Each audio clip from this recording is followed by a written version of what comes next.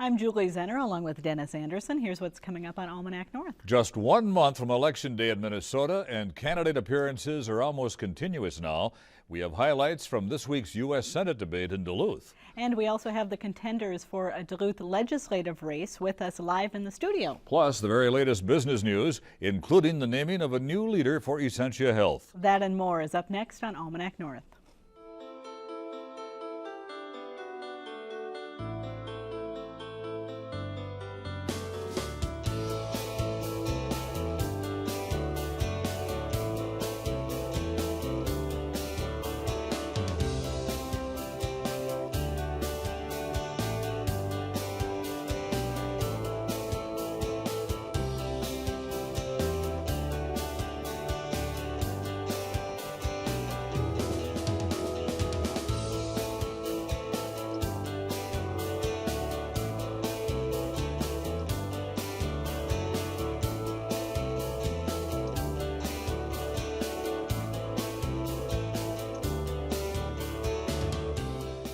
Hello and welcome to Almanac North. Thanks for being here. And Denny, though the weather has cooled, the political season is sure starting to heat up. Election time just about a month away now, so a lot of politics in the news and across the state, certainly here at home as well. Yeah, and we've got some going on tonight, so that let's get do. Started. All right, Thanks. Thank you.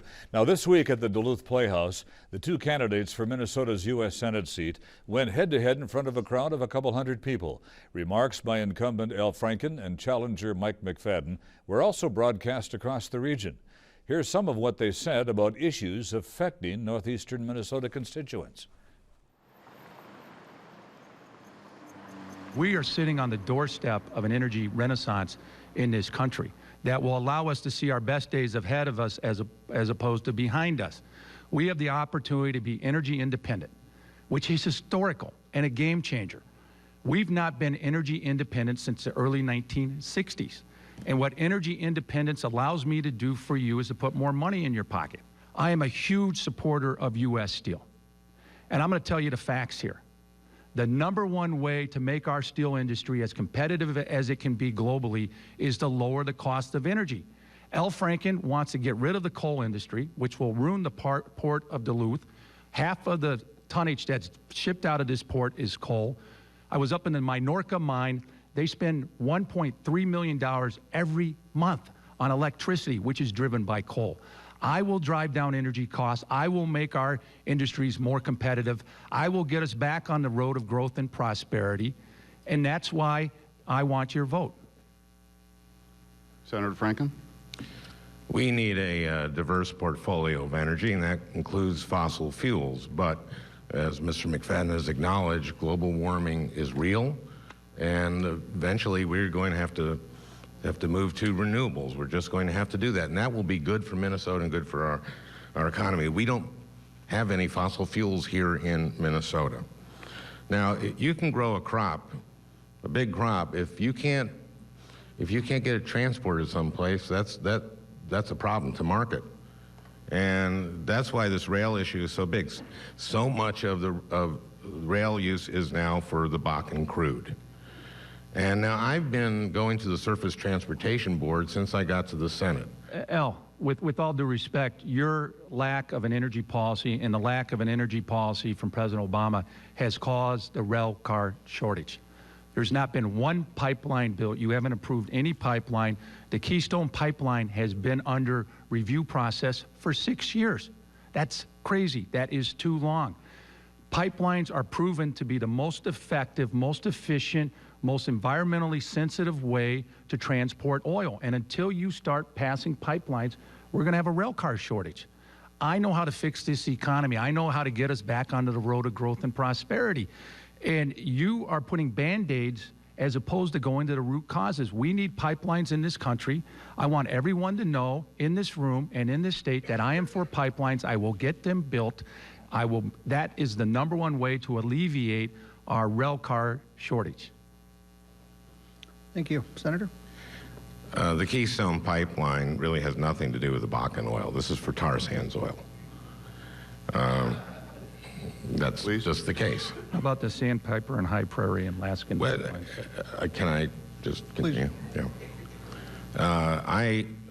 What I voted is to not circumvent the regulatory process on Keystone. What I have voted for, and let me tell you what I'm for on Keystone, what I have voted for.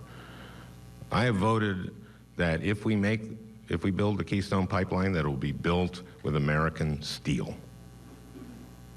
Mr. McFadden, after our first debate, said that it would be fine, it would be okay with him if the Keystone pipeline were made with Chinese steel, if we're a little bit cheaper. Now, those are Minnesota jobs. I fight for Minnesota jobs. Maybe that's the difference between me and Mr. McFadden. Maybe he sees profits over people. When I see a pipeline, I want it built with American steel. And we have other pipelines to carry Bakken. We have to make sure that they're sited correctly, that they're not going through the headwaters of the Mississippi. But yeah, pipelines are a more efficient way than rail in many cases. I think the vast majority of Minnesotans want those jobs to happen. And they're good, they're going to be good paying jobs and good jobs. But I also think a vast majority of Minnesotans want to make sure that our groundwater isn't contaminated. This is the Lake Superior watershed. So Minnesotans want to make sure that this is done right. And not just Minnesotans, the executives at PolyMet, who I've been talking with since I came to office. They say that this process is a good process. They say that the regulators are tough but fair, and they want this done on the science. They said that the project has improved. It's safer. It's less likely to contaminate the water for possibly centuries. I have the same view as the entire Iron Range delegation.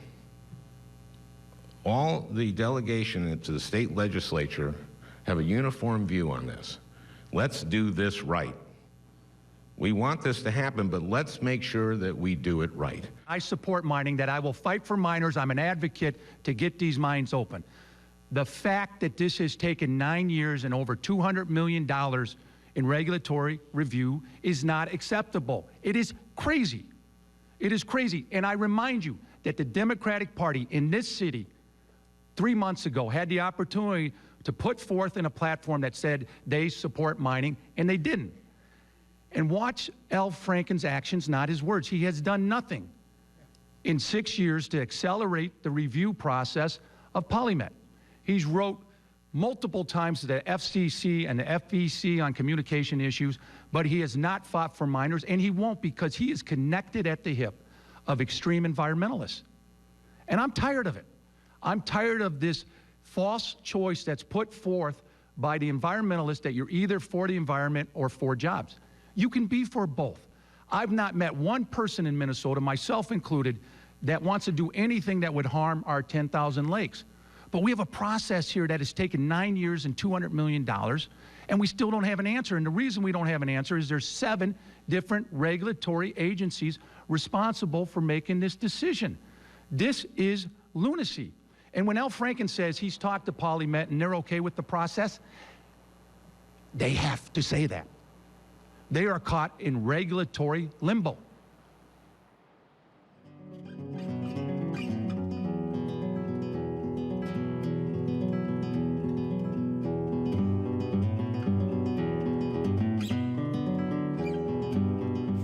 When longtime Duluth legislator Tom Huntley decided to move on from his time at the Minnesota House, 3 women from 3 different parties launched campaigns to win the seat. They are all with us tonight to make their case for why they should be the next state legislator from the area. They are Republican candidate Becky Hall, the candidate from the Green Party, Christine Osbakken, and DFL candidate Jennifer Schultz. And welcome. Thanks for all of you for being here. It sounds like you're spending an awful lot of time together, and we appreciate you spending some of that with us. Let's start out, I'm going to toss this out to all 3 of you to just not really make opening statements, but tell us a little bit about yourself and why you decided to make this run for the legislature. And we'll just start right here and run down the line. Well, I've been doing this for several years, just being active in my community. I'm Becky Hall, running for 7A, and I kicked off my campaign long before Mr. Huntley was considering retirement, so back before last Thanksgiving. And it's just a passion I have to serve my community. I run for office before. I ran in 2012 for county commissioner and did rather well, I thought, for presidential year. Got close to 47% of the vote at that time. So I just keep fighting. Mom of 5 kids out there, believe that we can do better by creating some great paying jobs, supporting mining in the Northland here. One of the most important things for me as a mom of those 5 kids is education. Would like to be involved in that. And I spend, although we've spent some time together, most of my time has been out there in the neighborhoods talking with families and hearing the issues that are on their minds. And it's education, economy, great paying jobs, which we have the ability to do so here in the Northland. Mining comes up a lot, and taxes and healthcare. So I'd like to be a voice for them in St. Paul. It's a voice I think that's not being heard down there. So. All right. Hi, I'm Chris Osbakken, running for the same seat. I'm a Green, and I decided to run when I found out, well, I certainly knew that Becky Hall would be supporting the mines, but the DFL also supports the mines. They straddle the fence, and the people need a choice. Many people are against those sulfide mines. We should be looking at green energy, solar, wind, jobs in other areas that are sustainable and not that are going to ruin our watersheds. I'm a teacher, been a teacher for many years, a writer, independent journalist for many, many years, grounded in reality as a writer. I've been an activist for decades. I've run poetry groups, started anti-war groups. I've been very active all my life. And I'm a mother of 2 kids and have grandkids, and they deserve clean water and a beautiful Minnesota. All right, Jennifer? Great. Well, I was raised by a single mother, and we struggled to make ends meet. And so I understand the challenges facing working families in Minnesota. And I'm running to make sure the government works for all of us. And as a professional economist, I teach at UMD. I want to make sure that we address the problems that families are facing. And I've been out in the community as well, door knocking for the last 7 months. And I want to make sure we're addressing their concerns. One is growing wealth and income inequality. And I know that we need to strengthen the middle class, because the middle class is the engine of economic growth. And without a strong middle class, we're all going to suffer. And to strengthen the middle class and to help those families who are struggling, we need to make sure we're investing in education, making sure we have affordable health care. We need to make sure, and that helps economic development and job growth if we're investing in education and infrastructure. And at the same time, we need to protect our environment and make sure that every Minnesotan has an equal opportunity to succeed, a fair shot in life. Mm-hmm. And so this is the first time I'm running for public office, so I'm working really hard, and my campaign team is working really hard. And I'm married. My husband is a criminologist at UMD, and we have 2 sons, Otis and Lewis, that are watching now. And so, they're in public school systems now, and we are at a pivotal point in Minnesota. We can make a choice to either move forward and continue on the strength and success that's been happening by the DFL-led initiatives in the last 3 or 4 years, or we can move backward to tax cuts, defunding of education, not investing in our infrastructure. Mm-hmm. And so this election is really, really important. Each of you has mentioned jobs, not only jobs for today, but jobs for the next generation and maybe the generation after that. We'll start maybe with you, Jennifer. What would you specifically do to bring jobs to this district, 27A?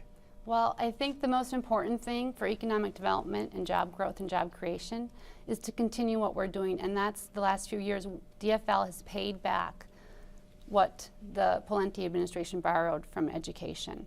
So investing in education, making sure we have a highly skilled workforce. Has that increased the job force? Yes, we've had, in the last 54 months, we've had continuous employment growth in Minnesota. We have the lowest unemployment rate I've known in Duluth, 4.3%. Our state unemployment is 3.8%. So compared to a lot of states, except for maybe North Dakota because of the oil boom, our state is doing really, really well economically. And we want to continue moving that forward. Sure. And so continuing to invest in infrastructure and education is a key to economic development and to continue our job growth in the future. Christine, same question to you. What would you specifically do to increase jobs here? We have to have sustainable jobs. Infrastructure is a good one. Wind and solar, we need to be investing in installation and maintenance of wind and solar. They're high-paying jobs. We cannot support sulfide mining. We should be opposing and not permitting pipeline oil to come through here. Climate change is of the essence. We've got to be looking beyond tomorrow, beyond supporting the corporations. We have to start supporting the people. And I would also suggest supporting local food production, possibly hemp and biomass as far as energy production. We could look at worker co-ops. We can go way beyond what we're doing. Becky, how about yourself? Well, I find that issue very near and dear to my heart. When I was working, it was in economic development. I was a business and community development representative for the state of Minnesota. I traveled around the state and we talked about job creation. We talked about how the state can support the creation of great paying jobs. Number one, we need to lower our tax burden in Minnesota. We are the third highest business taxed state in the union. So there's room to lower that burden. If revenue is given back to the businesses, they can create those great paying jobs. And up here in northeastern Minnesota, even though Minnesota has a unemployment rate of 4%, on the Iron Range, it's double. It's closer to 8%. And there's wonderful opportunities up there to support great paying jobs that come with benefits, healthcare benefits, whatnot. Those jobs need to be supported.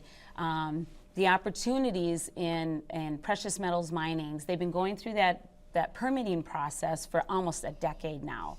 And they're passing muster with our most highly regulatory governmental agencies, the same government agencies that we put so much trust into when we're talking about education and transportation, all that. They're doing the same thing with mining up there. It's time to support those jobs because one job created on the Iron Range creates two more for us here in the Duluth area. You know, our state right now is at a highly, I learned this as I was working with businesses in economic development, we're at a highly disadvantaged position with our neighboring states that have lower tax rates. In 2013, our DFL legislature passed a historical $2 billion plus tax hike on Minnesotans. A third of that was directed at businesses. Now we are seeing some businesses close their doors and heading out of Minnesota. We need to turn that around. There are ways, free up that tax burden on businesses. They will create the jobs for us, especially in mining. You mentioned taxes, and I'll give you this question first, Christine. Any opportunities that you see to make taxes in Minnesota more fair, more equitable, more effective? We should have more progressive taxation. We should tax our corporations more highly. We have mining companies that should be paying more. They're polluting. They should be paying for far ahead. Even taconite mining is a polluting industry. We could maybe look at property tax instead of income tax for people. Yeah. What about you, Jennifer? Well, you know, we do have a little bit higher taxes, but since the DFL's been in the majority, our taxes have decreased on most people, except for those who smoke, because the cigarette tax went up, and those who are the wealthiest 2% of the population in Minnesota, their taxes went up. People will be getting back a property tax refund. You should be getting checks in the mail. The property taxes declined by 15% on average, so those checks should show up by October 15th. So for most people, they're feeling better off financially. Our take-home pay in Minnesota is above the national average, 106%, compared to states like Wisconsin, which is below 100%, below the national average, and Kansas. Those states are the ones that cut their taxes on the wealthy, and their economy is a disaster. Very high unemployment, low growth in GDP, and they can't balance their budget. And so we don't want to go there and cut taxes for the wealthy. We want to make sure we strengthen the middle class, and that's going to be some tax reform. And if the most important thing right now that's probably going to happen in the next session is infrastructure. How are we going to maintain our infrastructure and pay for it? And so they're proposing a possible gas tax. Now that's a regressive tax, so we want to make sure to help low-income individuals in our state that we do some sort of increasing the earned income tax credit or something to alleviate if a gas tax is proposed and goes forward. Mm-hmm. So we still have a ways to go, but we're doing really well economically. People are lowering their taxes, and businesses are not leaving. We've been rated in the top 10 by Forbes and CNBC for a good business climate, and number 3 by Forbes as a good place to work. Mm-hmm. Well, again, the $2 billion plus tax hike that was imposed on Minnesotans in 2013, we were promised property tax relief in that. Only $500 million of that $2 billion plus actually went back to some taxpayers in the form of a tax credit. We also thankfully repealed the business-to-business taxes. But you know, if you're an economist crunching the numbers, that's still $1 billion tax hike on Minnesotans. It's not tax relief. So I don't think the numbers really show that we're seeing much in tax relief. And again, if we want to create great paying jobs for our families, it's lowering that burden on businesses. I'm curious, we have wonderful opportunities in mining, and not only does mining offer up great paying jobs, but I don't know if folks know that mining also funds education directly. And the DNR is reporting that with our precious metals, the opportunities for precious metals in the future could allow a Minnesota Permanent School Trust Fund to receive close to $2 billion in funding for education, and that's money that goes into every school district in Minnesota, as well as post-secondary education. So we need to be supporting mining and lowering our tax burden. Okay, Jennifer, I want to go back to you real quickly. If you could keep your answers a little shorter on this next round. Sure. We've mentioned energy a few times here, the three of you have. What is the best possibility for energy in the future here in northeastern Minnesota, and what would you do to support it? Well, I just want to pick up on what Becky just said, but the $2 billion from mining for education, that's over 20 years. In the last 2 budget sessions, the Pawlenty administration borrowed $2.8 billion. And so that it sounds like a lot, but it's not really a lot. So we need to, that's great that we're going to have that money, but we still need to continue what we're doing in funding Let's education. go to energy if we can. So for energy, I think we have a lot of great things are happening. So there's the biofuels, wind energy, solar energy. I've heard some entrepreneurs talking about using waves in Lake Superior to capture and produce clean and energy that can be affordable. Would you support the continued use of coal, which supports the Duluth port a lot? Well, I don't think we can reduce our reliance on coal because we demand a lot of energy. And we are not even very efficient in the U.S. So we're slowly coming off of coal, and by making fossil fuels more expensive, alternative energy looks cheaper. But we have to reduce our demand for energy and get more efficient. Okay, Christine? We have to get off coal. We have to get off oil. We don't have a lot of time. What would that do for the Duluth port, though, if we lost coal? I really can't save the Duluth port with coal. That is not a trade-off. Duluth port has to come up with something. I would like to suggest that to jump back to taxes, and that's not what you asked. We're down to about a minute. Yeah. Okay. Just that we should have a state bank, and that could fund education, transportation, health, have a state bank like North Dakota. That we Okay. wouldn't have to worry about taxes. Okay, If we continue to have the same governor in office who is proposing to eliminate coal from the state of Minnesota for our energy production, it'll do our Duluth port in. It'll do it in. Our number one customer and Minnesota Power is making great strides to implement renewable resources, the wind and solar and all that. But coal has to be in the mix. Our number one customer for energy production and safe pipelines for oil transportation. We need to be supporting that as well. If we made windmills here, we could export the windmills instead of the coal. We have to wrap it up, ladies. Thank you so thank much. you so much. Thank you very, very much. We will have other Interesting forums discussion. to discuss these more at length. Thank you. So thanks Thank so you. much.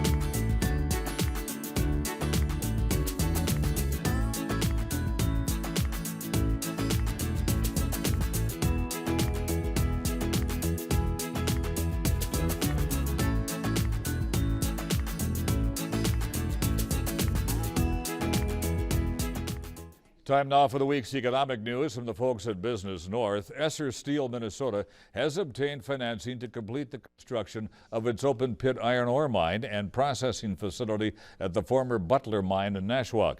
The company now plans to aggressively ramp up construction activities, focusing on completing foundation and concrete work before winter. Esser has struggled to finance the facility, which will be capable of producing 7 million tons of taconite per year. Construction halted in 2013, but resumed this summer and will continue this winter when structural steel is erected, siding is installed, and machinery is set up at the site. Enbridge Energy says there will be a one-year delay in completing its Sandpiper crude oil pipeline between North Dakota and Superior due to route concerns expressed by Minnesota regulators. Ironically, the delay comes at a time when Governor Mark Dayton is raising safety concerns that too much oil is being transported by train. Regulators want Enbridge to consider 6 other routes. Most of those do not end in Superior, where the company operates a regional hub. It's now estimated the $2.6 billion project will not be completed until 2017. Dr. David Herman will become chief executive of the Essentia Health System next year when Dr. Peter Person retires after 33 years with the healthcare provider. Herman also will serve on the board of directors. A native of International Falls, Dr. Herman received his medical degree from Mayo Medical School in Rochester. He also has a Master of Science degree in medical management from the University of Texas at Dallas.